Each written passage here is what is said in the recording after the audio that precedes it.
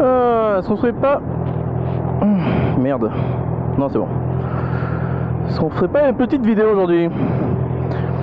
Allez, je pense qu'on va parler un petit peu de CB150R, l'assurance. Allez, c'est parti.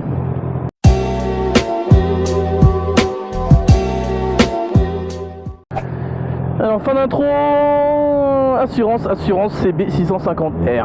Alors, il faut savoir que quand j'ai eu la moto, j'avais le bonus-malus. Alors bon, selon les assurances, ça se lit en pourcentage de bonus, des machins, blablabla.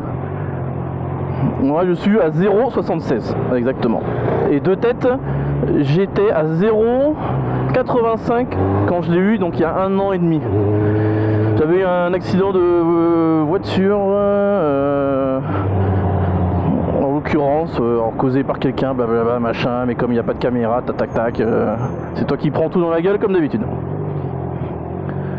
Dans ce cas-là. Du coup, donc normalement il y en a deux, hein. Il y en a un pour la voiture et la moto. Alors moi j'avais une MT125, donc je sais pas si ça comptait énormément.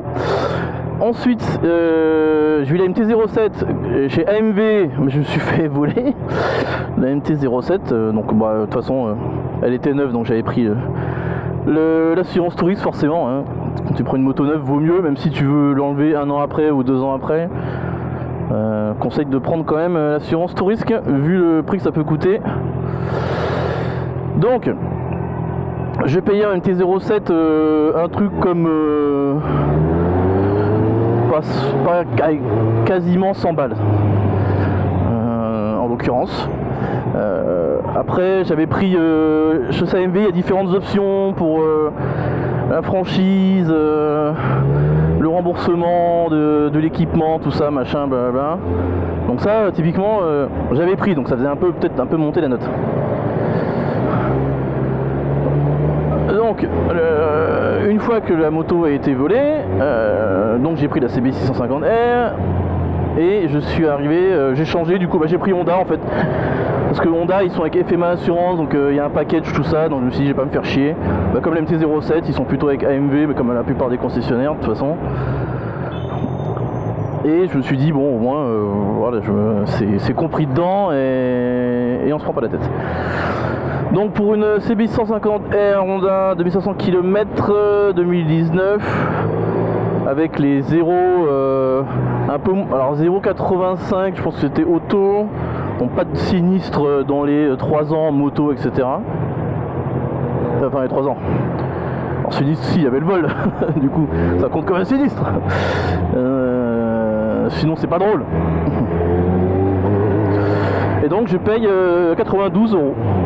Voilà, pour du tout risque. Avec une ou deux... Avec quelle option? Est-ce que j'ai pris une option?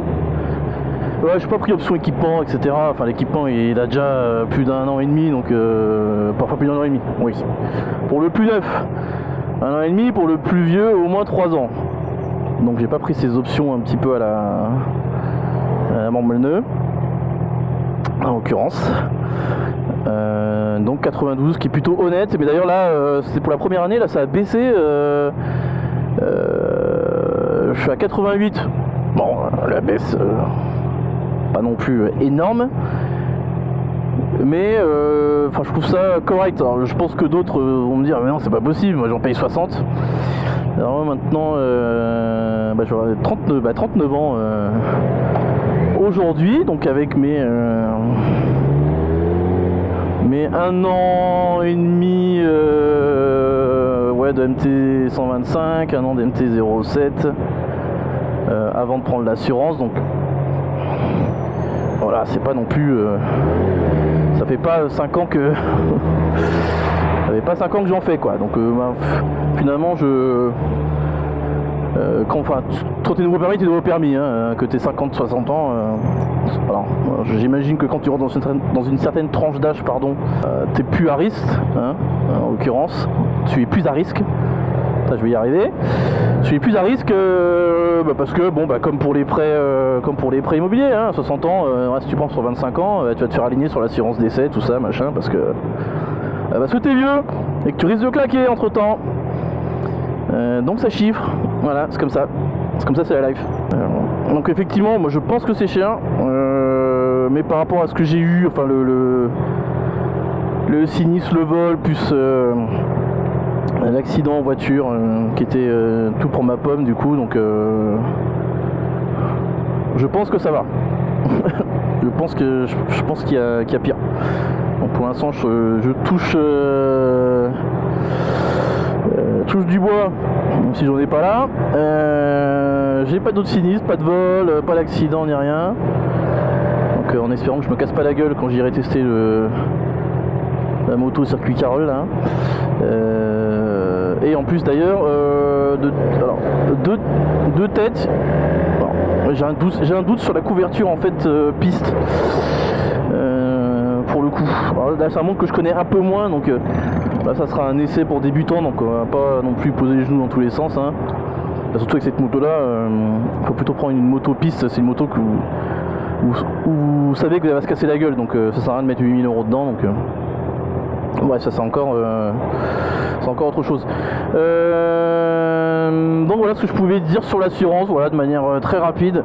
Alors le problème c'est que ça dépend tellement des gens, donc de ce que je vous dis là, ça peut pour vous en l'occurrence c'est possible que ce soit